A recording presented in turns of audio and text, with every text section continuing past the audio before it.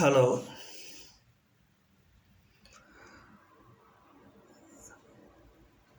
રામચરિત માનસમાં સંત ગોસ્વામી તુલસીદાસની એક સુંદર ચોપાई છે। तुलसी इस संसार में भांति भांति के लोग सबसे हंस मिल बोलिए नदी नाव संजोग। જીવનમાં આપણને દરેકને કોઈ ને કોઈ પ્રકારની મદદની જરૂર પડતી હોય છે। અન્યની મદદ મેળવ્યા બાદ કેટલાક લોકો એહસાનમંદ રહેતા હોય છે અને કેટલાક લોકો એહસાન ફરમોશ હોય છે, એટલે કે ગ્રેટફુલ એન્ડ અનગ્રેટફુલ પીપલ, જેને આપણે અનગ્રેટફુલ એટલે કે એહસાન ફરમોશ લોકો કહે છે। તે લોકો they easily forget favor and kindness of others. They neither acknowledge nor express appreciation for the favor. એ લોકો એમ જ માને છે કે આમાં કોઈ મને મદદ કરીને એમણે કોઈ બહુ મોટું કામ કર્યું નથી, એની પાસે પૈસા હતા તો મને મદદ કરી।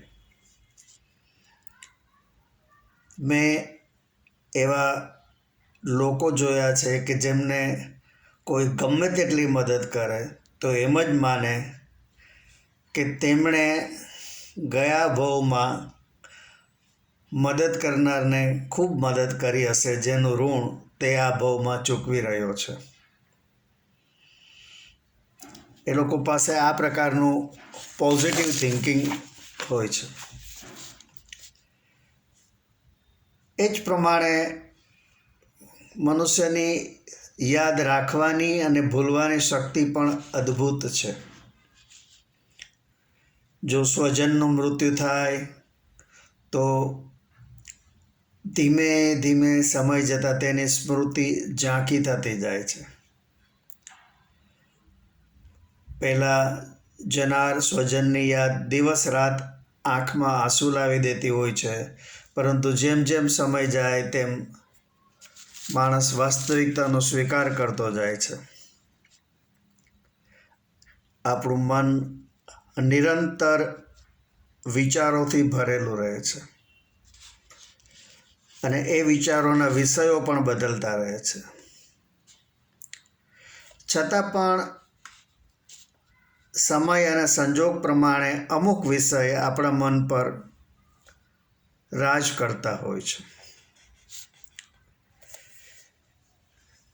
જેના માટે આપણે આત્મખોજ એટલે કે ઇન્ટ્રોસ્પેક્શન કરી અને આપણે શોધી કાઢવું જોઈએ કે કયા વિષયના વિચારો આપણા મગજ ઉપર રાજ કરી રહ્યા છે,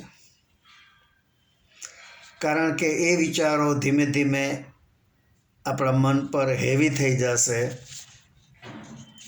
અને આપણે ધીમે ધીમે એ બાબતમાં ઓવર થિંકિંગમાં ઘૂસી જશું, જે આપણા સ્વાસ્થ્ય માટે હાનિકારક છે। માટે જાગૃત મન, સ્વસ્થ મન આપણને માનસિક શાંતિ આપી શકે। ભૂલો જીવનમાં દરેક કરે છે। ભૂલો આપણને ઘણું બધું શીખવી પણ જાય છે, છતાં પણ ઘણું બધું શીખેલા માણસો પણ ભૂલો કરતા જાય છે। હવે કોઈ પણ ભૂલની કિંમત તો ચૂકવવી પડતી હોય છે, પરંતુ તેના કોઈ ફિક્સ્ડ રેટ નથી હોતા। આપણે જોશું કે ઘણી વખત નાની નાની ભૂલની ખૂબ મોટી કિંમત ચૂકવવી પડતી હોય છે અને ઘણી મોટી ભૂલ નજીવી કિંમતમાં પસાર થઈ જતી હોય છે। દિવસમાં 2 કે 3 પડીકી ખાનાર ક્યારેક ખૂબ મોટું પરિણામ ભોગવે છે અને ચેઇન સ્મોકર સાંગોપાંગ નીકળી જતા હોય છે.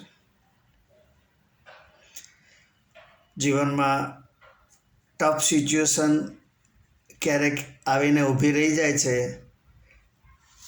એ એવી સિચ્યુએશન હોય છે કે એક બાજુ ડીપ સી એટલે કે ઊંડો સમુદ્ર હોય છે અને બીજી બાજુ ડેવિલ એટલે કે રાક્ષસ હોય છે. આવી સિચ્યુએશનમાં સ્વસ્થ ચિત્તે સમજી અને વિચારીને લીધેલા નિર્ણય અને ઈશ્વર કૃપા જ મુશ્કેલીમાંથી સાચો માર્ગ કાઢી આપે છે. આપને મારી આ વાત ગમી હોય તો મારા વિડીયોને લાઈક કરજો, મારી ચેનલને સબસ્ક્રાઈબ કરજો. આભાર. આવજો.